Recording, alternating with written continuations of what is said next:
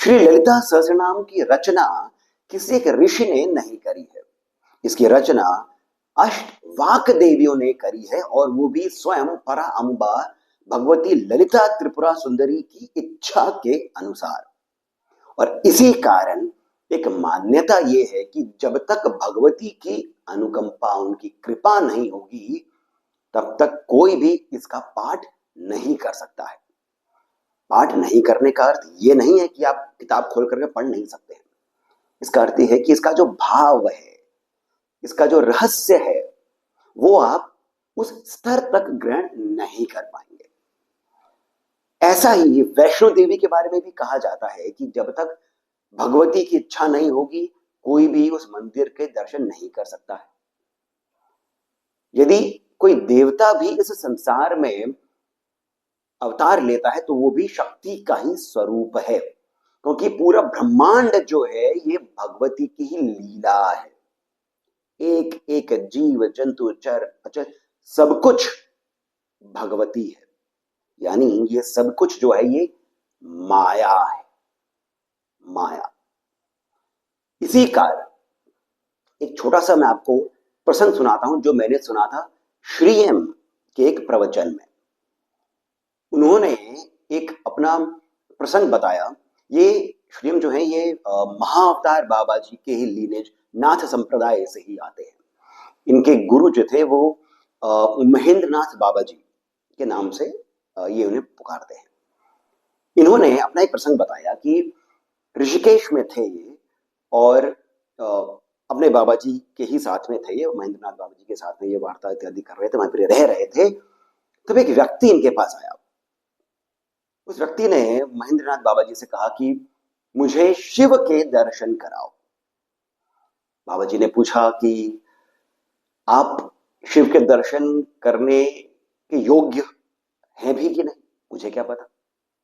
तो उन्होंने कहा, उन सज्जन ने कहा कि 16 वर्षों से मैं ओम नमः शिवाय का जाप इस प्रकार कर रहा हूं, सतत कर रहा हूं कि अब मैं भले ही आपसे वार्ता कर रहा हूं, मेरे भीतर वो मंत्र चल रहा है और जपाजप हो रहा है। मुझे दर्शन करने हैं, आप मुझे दर्शन कराओ। तो इस पर उन बाबा जी ने, श्रीएम के जो गुरु हैं, उन्होंने कहा कि ठीक है, आप ऐसा करिए, आप मन में एक भावना बनाइए, एक धारणा बनाइए और इस मंत्र को रोल करके उसके एक पुड़िया सी बनाकर गंगा जी में बहा दीजिए। इस सज्जन ने बोला, ये कैसी बात कर रहे हैं आप? 16 वर्षों से जो जप मेरे भीतर चल रहा है अब अजपा जप हो गया है, इसे मैं यूं ही कैसे छोड़ सकता हूं? वो थोड़ा गुस्सा भी हो गया, चले गया वहां से। अब 6 दिन बाद ये अपने गुरु के साथ में गंगा जी के तट पर टहल रहे थे। तब इन्होंने देखा एक पत्थर पर एक व्यक्ति लेटा हुआ है, हंस रहा है। उसके पास गए, मालूम चला कि ये तो वही व्यक्ति है जो 6 दिन पहले इनके पास आया था, 16 वर्षों से ओम नमः शिवाय का जाप कर रहा था। इनके बाबा जी ने, महेंद्र नाथ बाबा जी ने पूछा, क्या हो गया? उस व्यक्ति ने बोला, पागल हो गया। तब उन्होंने कहा, यह तो होना ही था।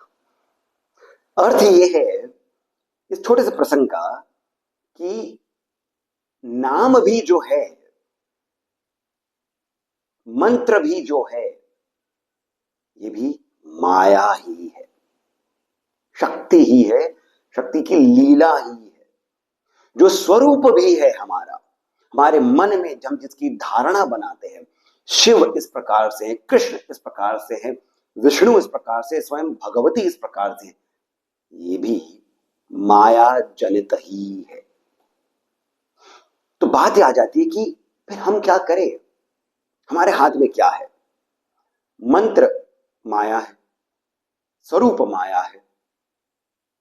तो फिर हम क्या कर सकते हैं कि हमें भगवत कृपा प्राप्त हो? तो यहां पर एक छोटा सा प्रश्न ये भी आ जाता है कि हमारे हाथ में जब कुछ है ही नहीं तो हम कुछ करें क्यों? तो इसका समाधान गीता में है। अकर्म एक अलग बात हो जाती है और निष्काम कर्म एक अलग बात हो जाती है। कर्म जब हम बात करते हैं कि मैं कुछ करता हूं, जब हम ऐसे बात सोचते हैं तो यहां पर समाधान निकालने के लिए जब हम सोचते हैं तो यहां पर हमारे भीतर फल की ओर हमारा ध्यान हो जाता है।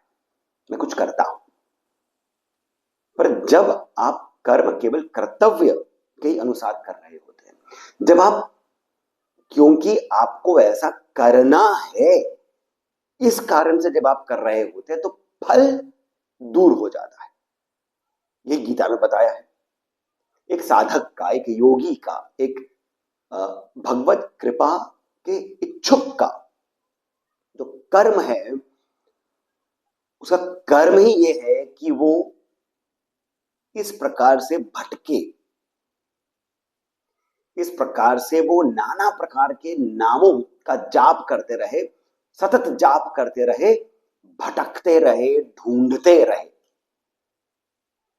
जब वो ढूंढता रहेगा तभी समझ में आएगा कि ढूंढना नहीं है।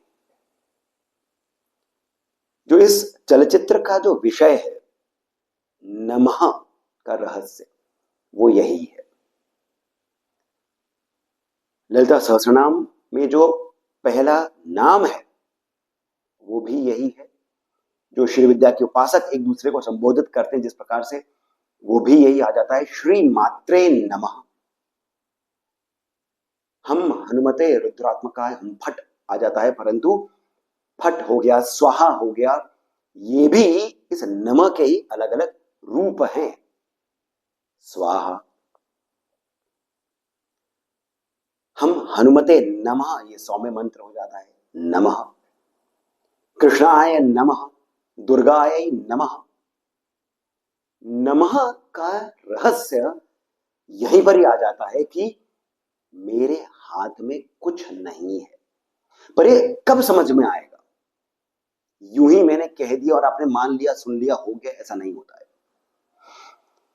जब तक हमारा भीतर जो है, हमारा अंतःकरण जो है, ये अपने इष्ट को प्राप्त करने की इच्छा से परिपूर्ण नहीं हो जाता है, भर नहीं जाता है, तब तक समर्पण नहीं आ सकता है। मेरा कुछ नहीं है ये भाव नहीं आ सकता है। प्रेमानंद जी ने एक बात अपने प्रवचन में कही थी कि उनके पास में एक सज्जन आए, उन्होंने कहा कि मैं जब भी ध्यान लगाता हूं भगवान का तो कुछ देर तक तो ध्यान रहता है, फिर बाद में कोई ना कोई घर में ऐसी वातावरण बन जाता है, बातें इत्यादि हो जाते हैं, मेरा ध्यान वहां चले जाता है, मैं क्या करूं? तो प्रेमानंद जी ने कहा कि अगर तुम्हारा ध्यान उस तरफ चले जाता है तो फिर इस तरफ तो ध्यान था ही नहीं। यदि भगवान का स्मरण कर रहे हैं और स्मरण में हमें लग रहा है कि ध्यान है, परंतु कोई आवाज हो गई है, कुछ और हो गया है, मन में कोई और विचार आ गया है, तो फिर विचार इस ओर तो था ही नहीं। उसी प्रकार है कि जब हम कोई मूवी देख रहे होते हैं, हम इतना उसमें तल्लीन हो जाते हैं कि काम बचा है हमारा वो छूट जाता है, क्योंकि वो काम ध्यान ही नहीं आता है। तो एंटरटेनमेंट में तो हमारा मन इस प्रकार से लग जाता है, परंतु जब हम भगवान की बात करते हैं तो मन वहां नहीं लगता है, क्योंकि भगवान की उपासना भी जो हम कर रहे होते हैं, 99% लोग, उसमें मैं भी आ सकता हूं, आ जाता हूं कई बार, वो हम कुछ ना कुछ भगवान के द्वारा अपने लिए मांगने के लिए हम ध्यान लगाते हैं। मन में गाड़ी, बंगला, नौकरी, बहुत सारी और बातें हैं, भगवान ही नहीं है। इसी कारण मंत्र में नमः आ जाता है, श्री मात्रे नमः।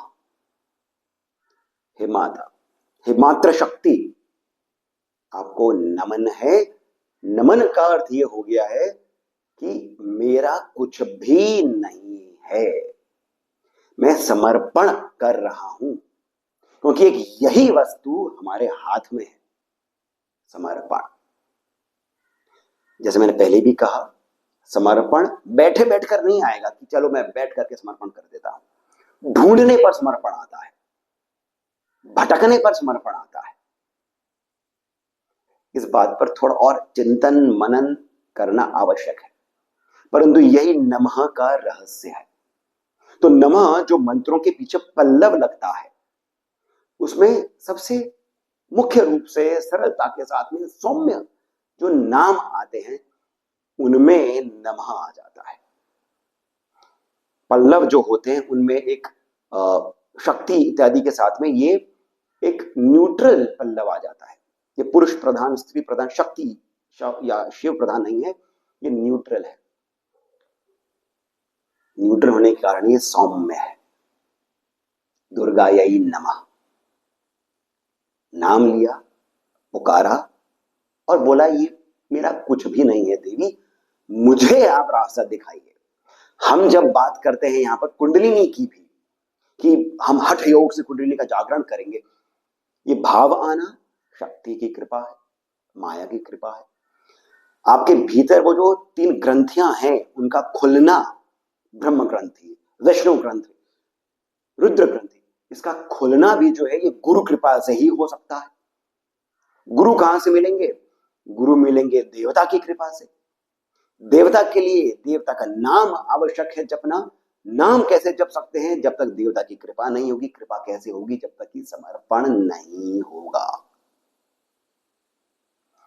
इसी कारण ज्ञानगंज की भी जो महान गुरु रहे हैं, संत रहे हैं, श्री विशुद्धानंद जी महाराज, उन्होंने भी ये कहा है कि योग के बाद की जो अवस्था है उसमें ही भक्ति आती है। भक्ति कोई छोटी मोटी वस्तु नहीं है कि हमने बस भजन कर रहे हैं, नाम जप कर रहे हैं। भक्ति योग समाधि के बाद वाली वस्तु है, वो अवस्था है, क्योंकि तभी समर्पण होता है। आपने साधना करी, योग किया, योग के अंदर कई सिद्धियां इत्यादि भी प्राप्त कर लिए आपने कृपा से, पूरा आपने चक्कर लगा लिया, फिर आपको समझ में आता है ये सब तो कुछ भी नहीं है। और तब आप दृष्टा बनते हैं। जब आप दृष्टा बनते हैं तभी आप ललिता, भगवती ललिता की इस लीला के भागी बन जाते हैं, यानी कि उनके साथ आप सहयोग कर लेते हैं। अब आपके माध्यम से बहुत सारी चीजें हो जाएंगी। आपको जब समझ में आ जाता है कि ये जो स्टेज पर एक्टिंग हो रही है ये केवल एक्टिंग है, थिएटर में हम देखते हैं ये केवल एक्टिंग है। जब एक एक्टर को समझ में आ जाता है कि डायरेक्टर के हिसाब से मैं चलूंगा तो मेरा काम ज्यादा अच्छा हो जाएगा, तो डायरेक्टर का दोस्त बन जाता है, डायरेक्टर के हिसाब से चलता है, काम अच्छा करता है। आगे की भी बहुत सारी फिल्में मिलती है। उसी प्रकार से यहां पर भी हमें समझना होता है।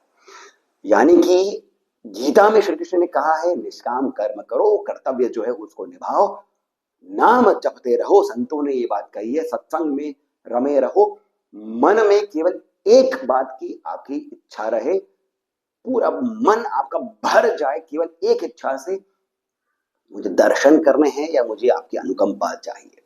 जब ऐसा हो जाएगा तब आपको सब कुछ जो आपके प्रारब्ध में है वो सब मिल जाएगा बिना किसी रुकावट के। नवग्रहों की भी जितनी भी बाधा होती है सब शांत हो जाती है इस समर्पण से।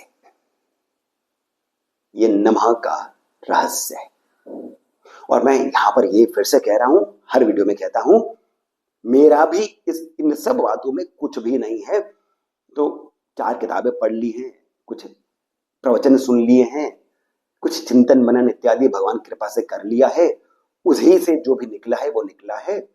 यदि अब आपको ये मेरी जो चर्चा है यदि आपको सुंदर लगी हो, लाभप्रद लगी हो, तो विनम्र अनुरोध है इस चलचित्र को, वीडियो को लाइक अवश्य कर लीजिए। जिसके साथ में भी शेयर करने का मन हो उसके साथ में आप शेयर भी कर लीजिए। सब्सक्राइब करना नहीं भूलें। साथ ही साथ कमेंट सेक्शन में जो पहला कमेंट पिन है वहां से पेटीएम, जीपे इत्यादि के माध्यम से जितना अधिक हो सके आप हमें श्री सहयोग भी प्रदान करें, बहुत अधिक प्रोत्साहन मिलता है। इसके साथ मैं सिद्धार्थ बाबू से अनुमति लेता हूं। धन्यवाद।